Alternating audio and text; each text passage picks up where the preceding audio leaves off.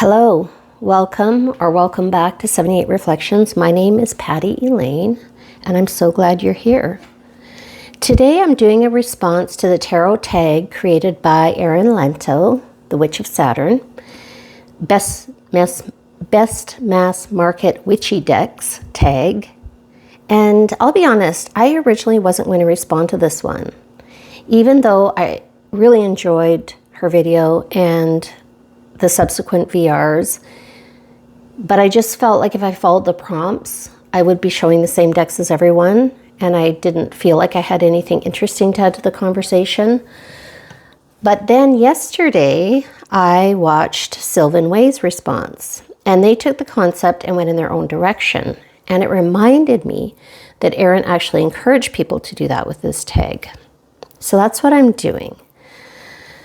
So instead of following the prompts or even just thinking about witchy decks in maybe the commercial way, because the first decks I would have thought of would have been like the Witch's Garden, the Everyday Witch, the Witch's Wisdom, Solitary Witch. And I have these decks obviously, and I love them and I use them. But I started to think that's not really what I think of when I think of witchy. What I realized, it's not about whether a deck looks witchy or has the word witch in the title. It's about how I engage with it and how it forms part of my magical practice. So I ended up organizing my decks into 3 categories. And if this seems interesting to you and you want to make a video, I would love it if you would tag me in it so I could watch it. So the 3 categories that I chose are really about why I thought it was witchy and how I engage with them. So some of them are relational. I work with them actively in ancestral work, spirit communication, or something of that nature. And some of them are more about the energy that I feel when I use those decks. So let's just jump right into category 1. And I have 5 decks in this category, and I'm not sure I got the exact order perfect, but it doesn't matter. I'm just going to jump right in. So I also thought having 13 decks would be quite witchy. So with that being said, deck 13 is the Microcosmic Oracle. And I have been working with this deck for about a week. And as I've gotten to know it, I realize it is actually incredibly witchy. There's astrology, there is plant, there is elemental energy, there's a lot of symbolism in the imagery. And what's kind of interesting about this is I purchased this deck for a very specific purpose, and that was to work with in my deck and walk this year. And I've been looking for a mass market deck and walk deck. And when I saw this one, especially because the person I watched in the walkthrough, they talked about the high production quality of it.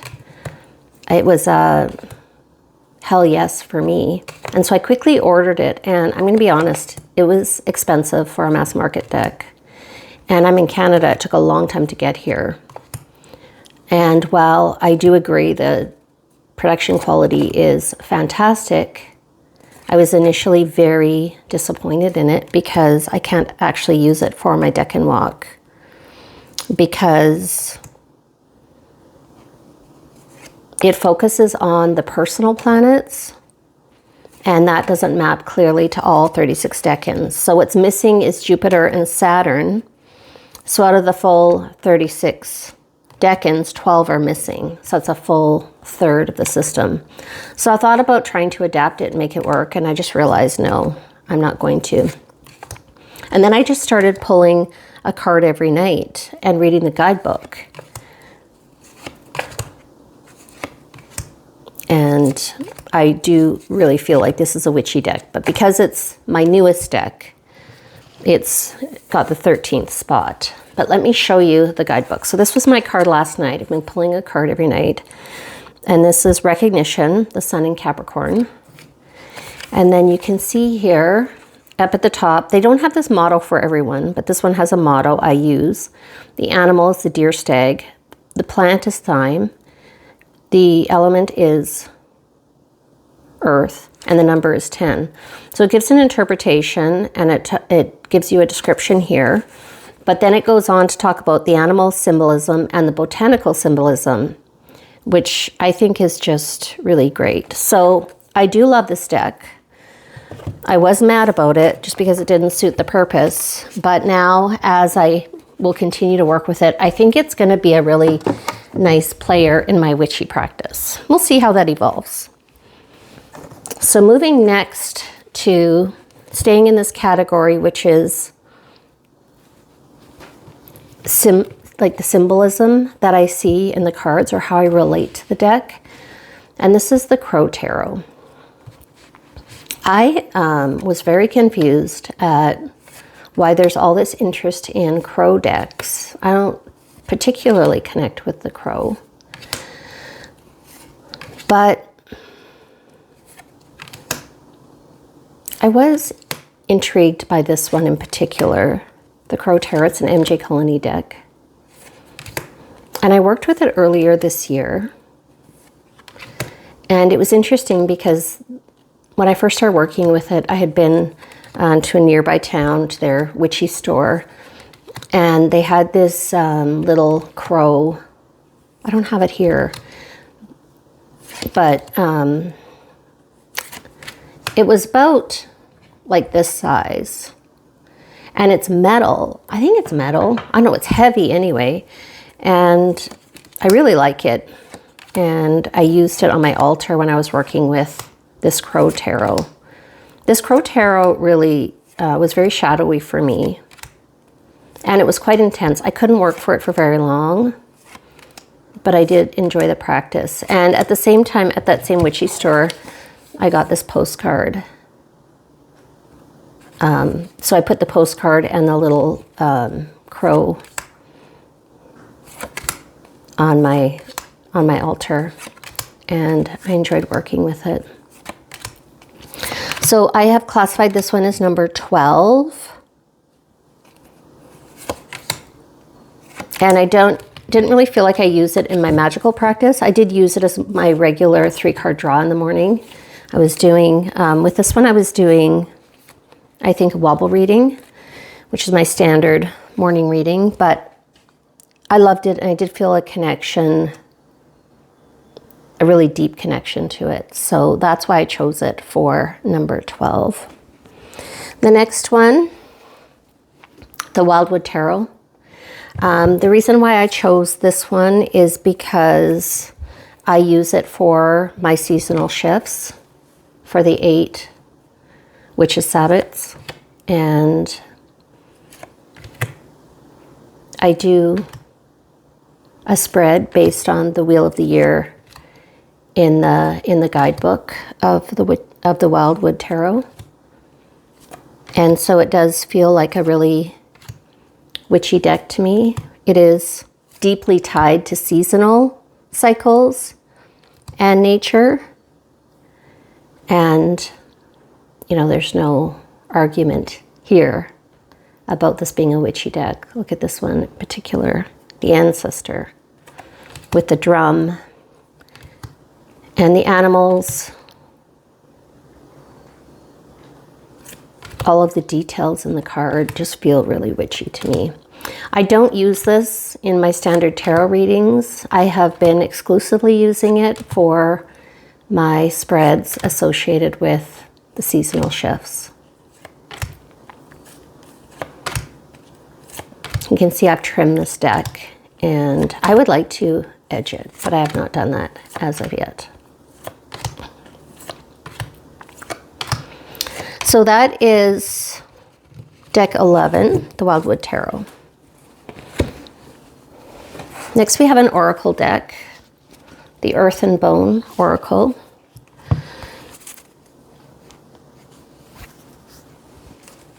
Look at this deck. It's beautiful. This is a Syrian Shadow deck. Yeah, the gilding chips. I don't really care about that. I like this cardstock. It's matte. So what I did when I was selecting my decks was I just I went to my tarot shelf and my oracle shelves, and I just pulled out the decks that feel witchy or that I use in my magical practices. And I grabbed this one right away. It is about the imagery, and it's also about the themes, the Wayfarer.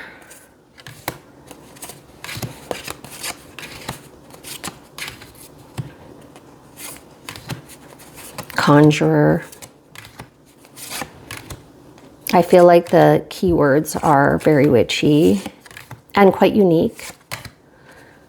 I know a lot of people cut these off because they just want to work with the imagery, but I actually like the word at the top as well as the 3 words they have at the bottom. So yeah, this one definitely made the cut. So I pulled out, I wanted to have 6 oracle decks and 6 tarot, and then the 13th would be whichever one. So I just pulled all the ones out. In the oracle, I had a lot more, surprisingly. And so then I just took the cards out of the deck and started flipping through them and put them in the order.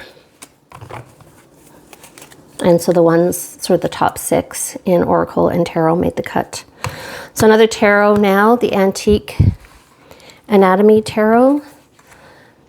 This one could have gone in the next category that we're going to talk about, which is my ancestor work, because I have used it a little bit with the ancestor work, but not really enough. So I decided it belonged in here with its witchy visuals of plants, bones, herbal medicine, the suits, the suit of the elixirs.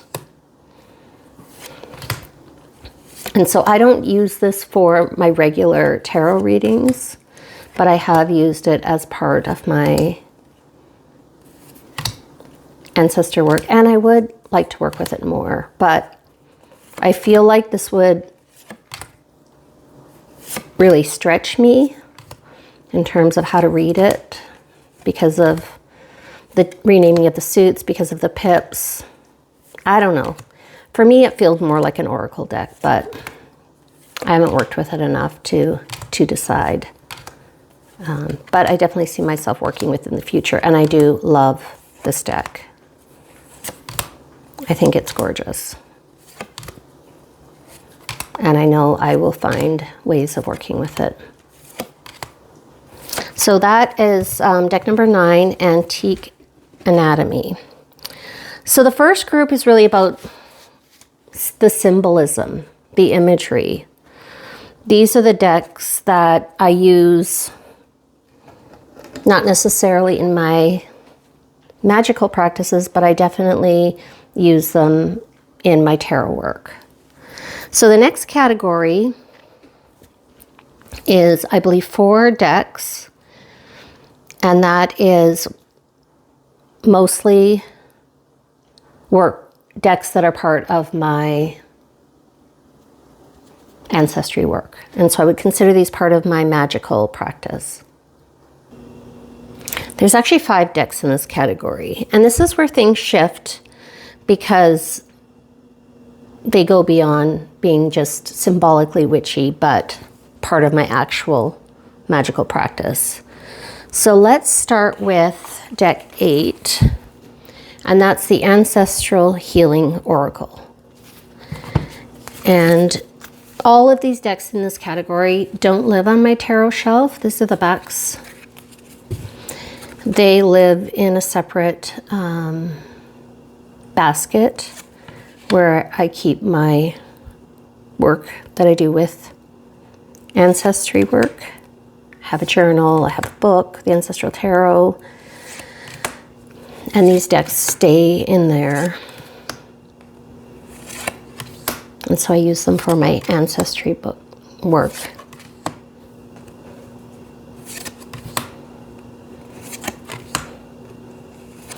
I find these decks, I find the imagery really powerful, and I feel like they're also, you know, charged for Ancestry work, so I relate to them in a completely different way than my other decks. So this one is an oracle deck, and you can see like the phrases are quite powerful. Move beyond sabotage, learn from family patterns, live your true purpose, see the phoenix reborn.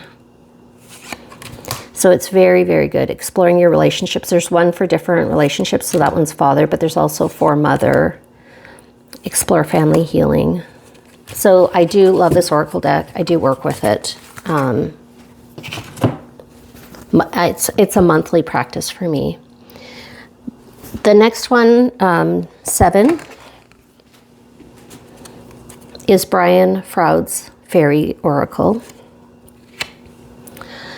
This deck is so fascinating to me.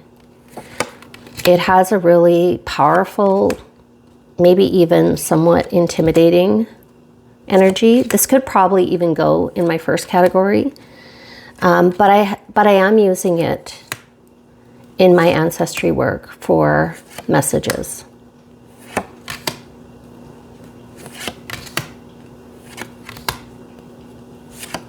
I really like the guidebook. And it's Fae energy different than I've experienced it before. So this deck is rank number 7 for mass market witchy decks. 6, Ghosts and Spirits Tarot. Now I bought this tarot because I got it secondhand, and so it was very inexpensive, and I was intrigued by it. It's a Lisa Hunt deck, and I do use it in my Ancestry work. This one also is really powerful in the imagery. I find I can only work with one card at a time because there's a lot to process with it. Similar for the Brian Froud's Fairy Oracle. It's got, I think it's a US Games deck. Yeah, it's got that typical US Games cardstock, which is, I like it. It's like playing cards. It's easy to shuffle. I kind of like it that it's this you know, sort of beigey off-white border.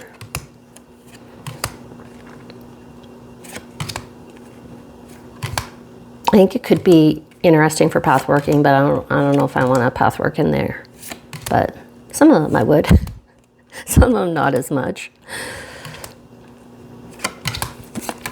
So the Ghosts and Spirit Tarot by Lisa Hunt is number 6.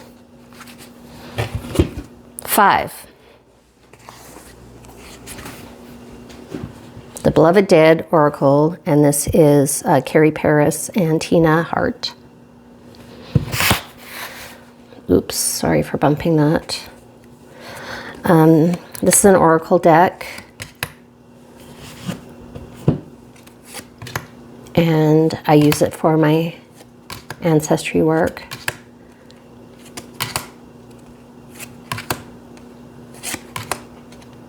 And it's really, really good. It doesn't have this, it doesn't evoke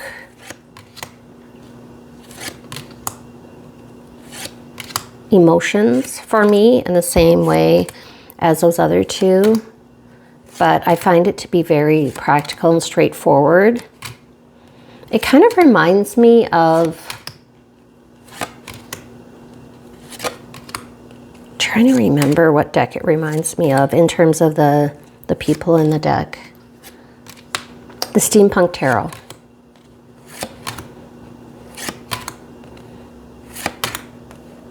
And it's great to work with. It gives really good messages, and I like the guidebook a lot. So this is deck 5, the Beloved Dead Oracle. And the last one in this category is another Carrie Paris deck, and it's the Relative Tarot.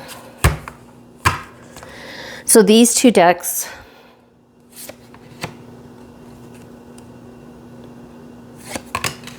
were created by the same creator, and they work extraordinarily well together. Both of these decks feel deeply tied to family lineage, connection.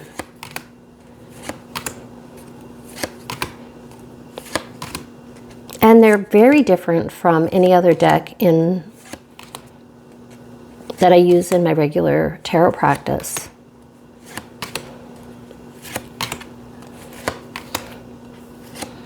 So yeah, these 5 decks all live together in my bin that I pull out every month when I'm going to do my ancestry work. I thought I might do my ancestry work more often, but it's actually really draining. And so I find just doing it once a month is something that feels possible to me. So that is deck 4. So that brings us to our last category, category 3, and I have only 3 decks in this last category. And these decks, I struggle to describe it, but they feel like thresholds for me. They feel really charged with witchy energy. They feel very intense, and I can only work with them in small doses, but I love all 3 of them. So let me walk you through them. So I've chosen to make the Tarot of the Hidden Realms number 3, and this is, of those 3 decks, it's the newest to me. Oops.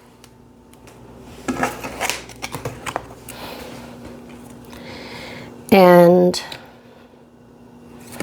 it's just very, very witchy in its imagery and its vibe. This Journey of the Hidden Realms just inspires me to write, and I feel like it is spirit-guided writing, where as I write the story of the cards and the characters, I end up writing stories about my own life and my own experiences in a very intense way. I worked with this deck earlier this year, and similar to the Crow Tarot, I couldn't do it for very long. I think it was about 3 weeks, and then I needed to move on. But I do love it.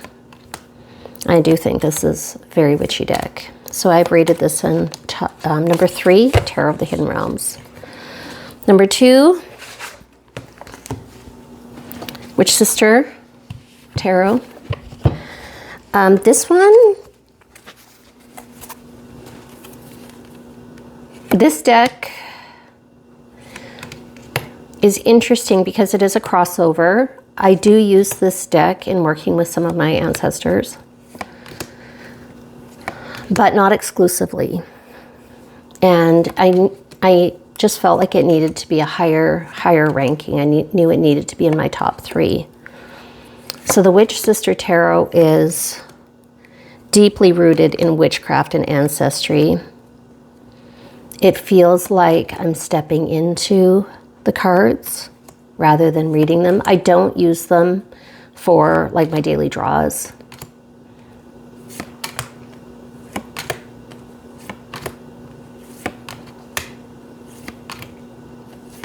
And yeah, just beautiful decks. And I know that I will continue to work with all of the decks that are in this top 13. But the ones in the top 3 are the ones that are most challenging to work with because of their intensity. And so number 1, the Magic of You Oracle.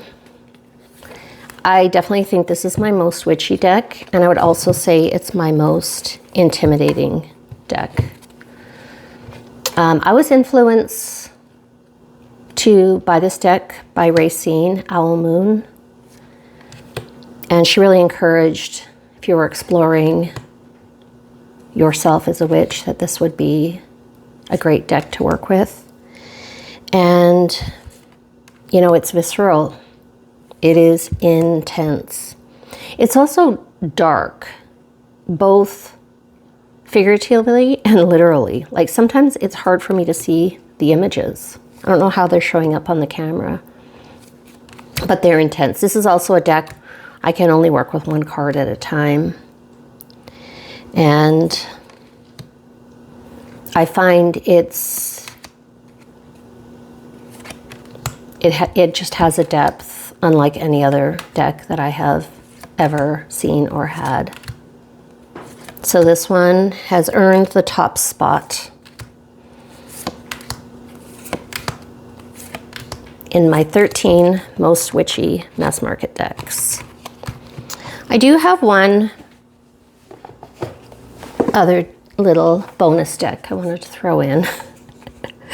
This deck is really interesting. I have not worked with it a whole lot, but it's on Amazon. It's very inexpensive. I can't remember. It says I did not pay $12.99 Canadian. I think I paid about $8 Canadian. There's very few cards. I don't even know how many cards there are. 13.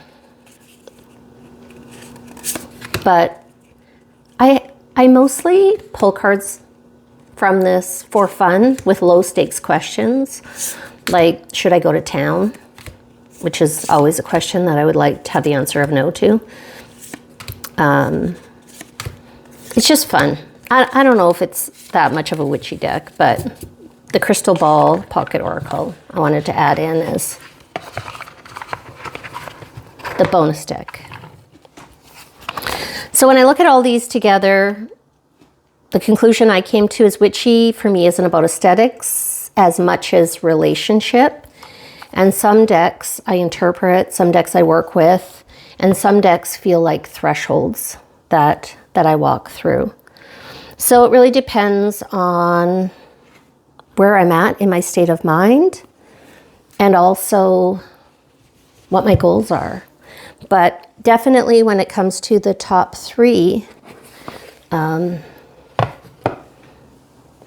they are just very energetically charged. Oh, this one isn't in the top 3. Oops, sorry. This one, and this one. So I hope you enjoyed this. And as I mentioned in the beginning, if you would like to film a video taking the similar approach I took with the 3 categories, I would love it if you would tag me so I can not miss it. Because you know, with TarotTube, I don't really know how I get to see what I get to see and how I don't get to see what I don't get to see. But, you know, it's one of life's mysteries. If you made it here to the end, I would love it if you would drop some sort of witchy emoji in the chat, or what you would say is your number 1 witchy deck. And thank you for being with me today. Please like the video if you do. Subscribe if you want to hear more from me. And until next time, may the cards bring us truth bombs when we need it and gentleness when we don't.